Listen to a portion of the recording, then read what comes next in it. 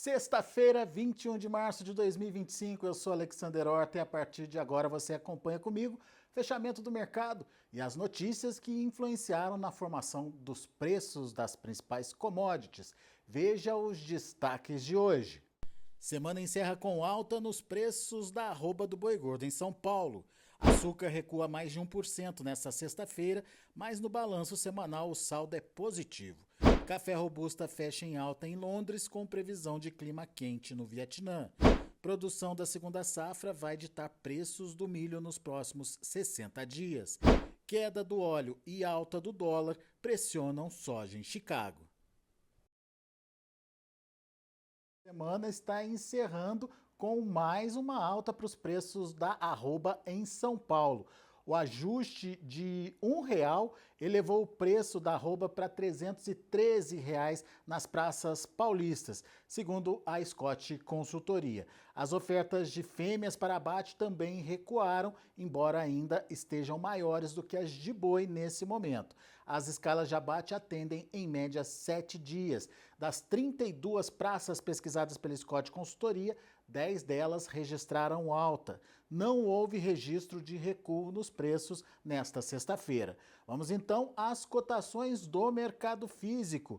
Destaque aí para as cotações em Barretos e Araçatuba, em São Paulo, R$ 313. Dourados, no Mato Grosso do Sul, também teve um dia de alta por lá, R$ 300. Mesmo preço para arroba em Cuiabá, no Mato Grosso, também fechando aí a R$ 300. E depois de Alemanha e Hungria, agora foi a vez da Eslováquia registrar casos de febre aftosa em 3 fazendas na parte sul do país. A informação foi confirmada pelo ministro da Agricultura eslovaco e as infecções são as primeiras em 50 anos e ocorreram depois que a vizinha Hungria relatou casos no início de março. Ou seja, o vírus da febre aftosa está lá na Europa, está se espalhando. Os surtos geralmente levam a restrições comerciais. Vamos aos números de fechamento na B3, Mercado Futuro do Boi Gordo. A gente tem aí o março fechando a R$ 314,30, com uma alta de 0,35%. O abril, R$ 321,50, uma alta de 0,91%. E o maio, pico da nossa safra, R$ 320, uma alta aí de 1,01%. E no programa Pecuária e Mercado desta sexta-feira eu conversei com Pedro Gonçalves, da Scott Consultoria, sobre esse impasse entre China e Estados Unidos em relação ao fornecimento de carne bovina. A Administração Geral de Alfândegas da China não renovou os registros para aproximadamente 386 dos 654 estabelecimentos dos Estados Unidos habilitados aí para exportar carne bovina e produtos de carne bovina para a China. Para o Pedro, lá da Scott Consultoria, essa pode ser sim uma oportunidade para o Brasil, mesmo as carnes brasileiras e americanas não possuírem aí os mesmos perfis. Veja a explicação do Pedro e por que o Brasil pode se beneficiar com essa falta de participação dos Estados Unidos no mercado da China. Pensando na carne bovina, né, a carne in natura, principalmente aí a fresca, eles compram realmente carne de qualidade, né, que chega a pagar 10, 11, 12 mil dólares a tonelada. Se for ver, é praticamente o dobro, né, às vezes o triplo aí do que a China tinha começado a pagar pelo Brasil, né. Nesse começo aqui de ano, é claro que a gente viu essa semana um pouco mais movimentada, a China chegando a pagar 5.600, 5.800 em algumas unidades, alguma negociação nesse sentido. Mas qual que é o panorama, né? China compra 130 mil toneladas anuais dos Estados Unidos dessa carne de qualidade. Mas no total de toda a carne bovina que eles acabam consumindo, né, comprando dos Estados Unidos, chega a 250, 235. Ou seja, praticamente mais de 100 mil toneladas ali que acabam sendo carne industrializada, tripas, carne seca, entre outras que o Brasil já fornece para a China sem nenhuma distinção de qualidade em relação a isso. E aí cabe também rever a questão comercial do Brasil, né? Porque sempre que o Brasil entra em uma negociação, uma tratativa de negociação de venda de carne bovina, a gente ainda tem um problema que precisa ser resolvido, né? Normalmente o Brasil sempre oferece volume de carne bovina para atender principalmente a China, daí a gente faz aquele comércio da carne utilizada para ensopado, aquele food service, coisa para restaurante mais simples, e a gente acaba não vendendo a qualidade. Inclusive, é uma coisa que deve pesar quando a gente for abrir os novos mercados que já estão em tratativa, como Coreia.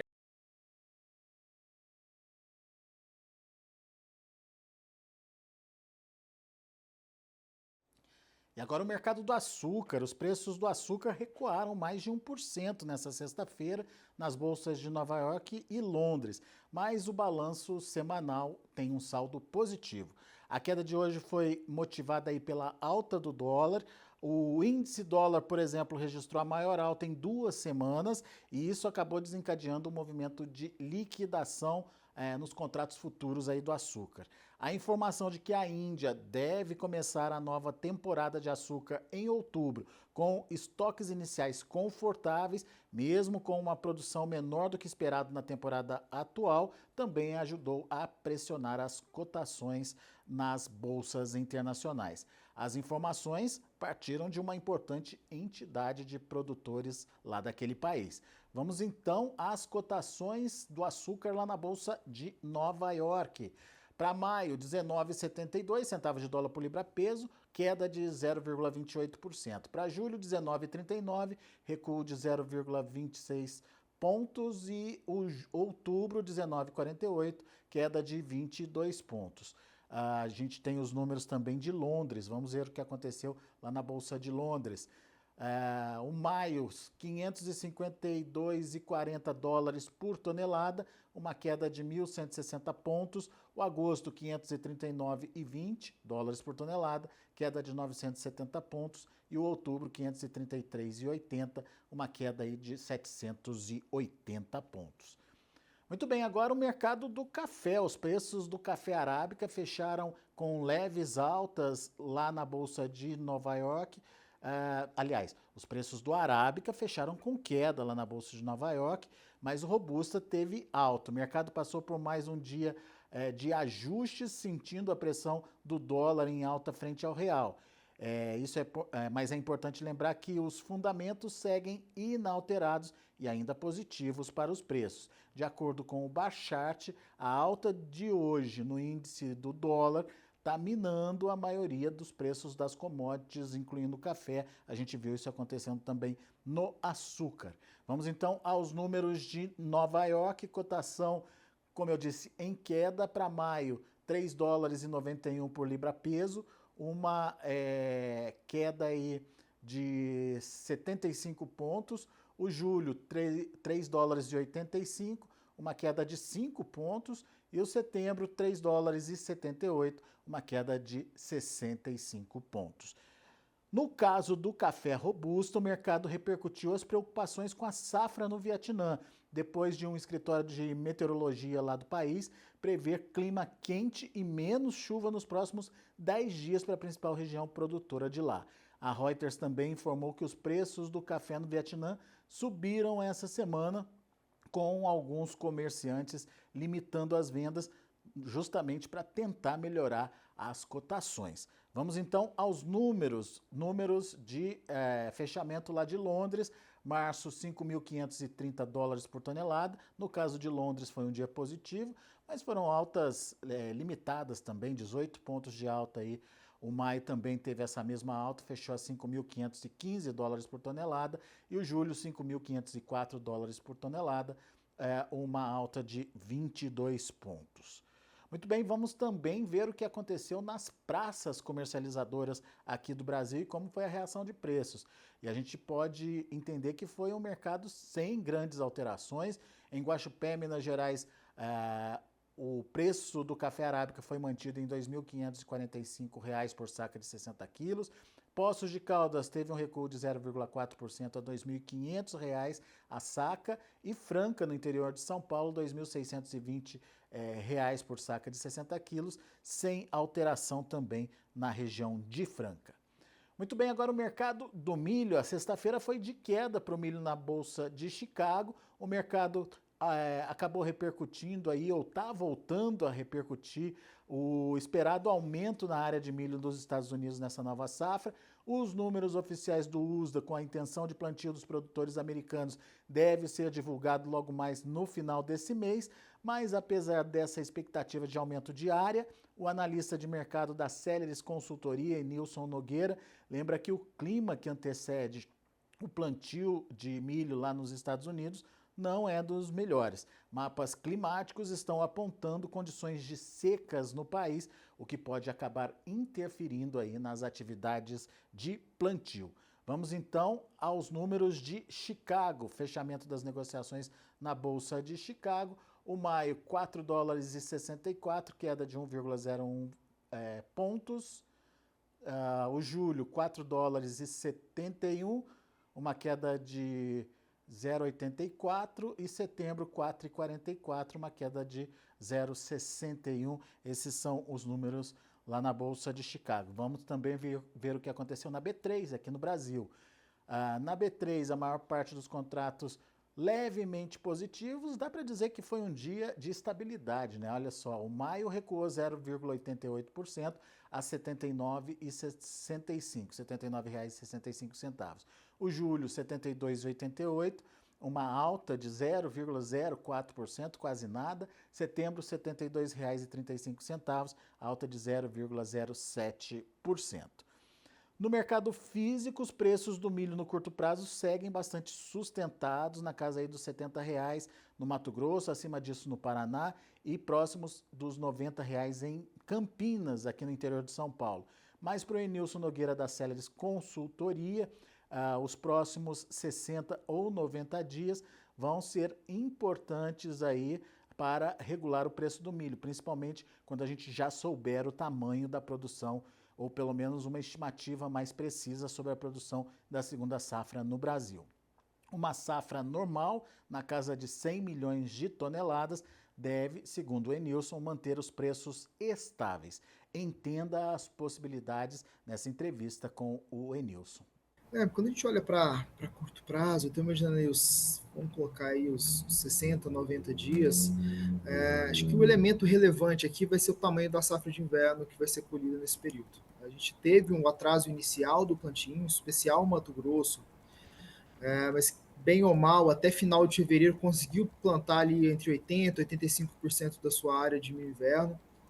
Outros estados um pouco mais adiantados, outros um pouco mais atrasados, mas a leitura que a Celeris tem é que o plantio ocorreu minimamente dentro do possível, dentro do normal.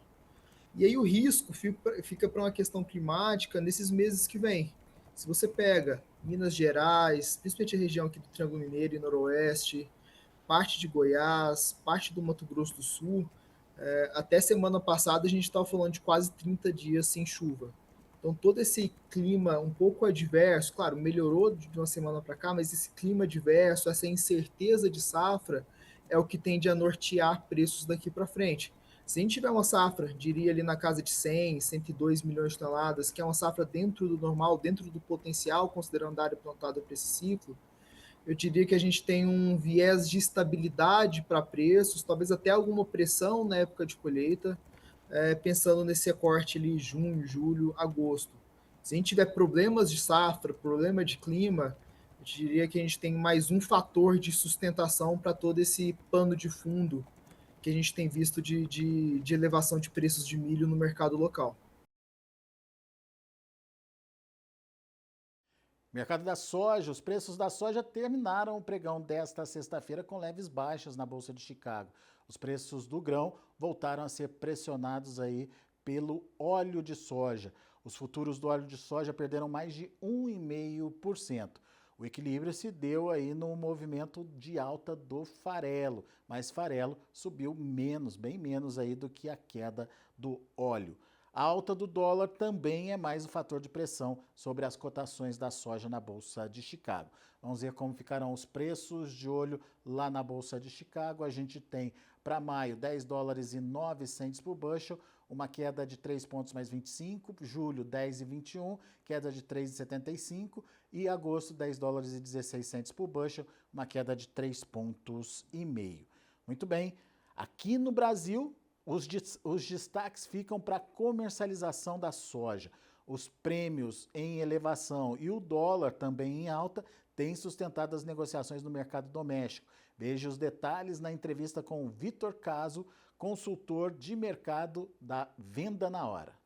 O dólar ele vem caindo, né? Vinha caindo aí desde o dia 11 de março, desde terça-feira, semana passada, muito com a influência ou expectativa de a taxa de juros que nós teríamos aqui no Brasil e lá nos Estados Unidos nessa quarta-feira, dia 19. Então, o dólar veio caindo, semana passada fechou a semana aí praticamente nos mínimos, né? Na verdade, essa semana agora, se a gente for ver aqui, a gente atingiu de fato a mínima do dólar na quarta-feira, dia 19, e o mercado físico ele veio também acompanhando. A gente viu que a queda do dólar, né, na contrapondo à queda do dólar, a gente viu os prêmios se fortalecendo para manter o preço, porque o produtor não está vendendo quando soja cai e isso força aí os compradores, né, força a paridade de exportação a aumentar prêmios, e é o que a gente viu nessa semana, os prêmios aí ficando extremamente positivos no porto, principalmente olhando em Paranaguá, e isso tudo fortalecendo o preço do mercado físico. Então a gente vê prêmios aí, por exemplo,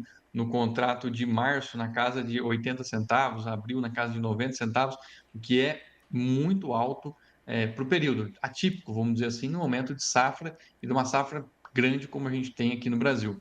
Fato que o mercado vinha morno no começo da semana e começou a melhorar o ritmo de negócios aí entre ontem e hoje com a recuperação do dólar, né, e com esses prêmios que também se mantiveram mais firmes.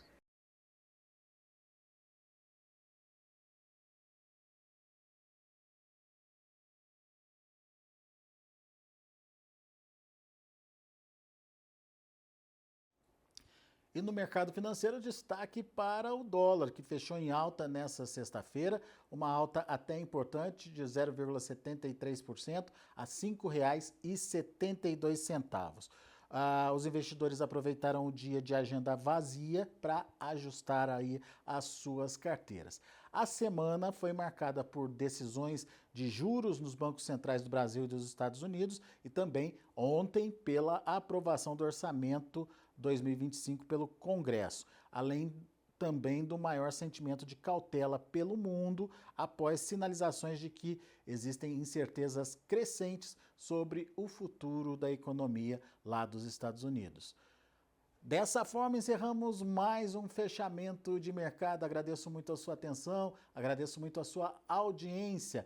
Lembrando que estaremos de volta na segunda-feira com mais informações do mercado. E se você quiser se informar também de uma forma mais completa, basta acessar o site Notícias Agrícolas, noticiasagricolas.com.br. A gente se vê então na segunda-feira. Até lá!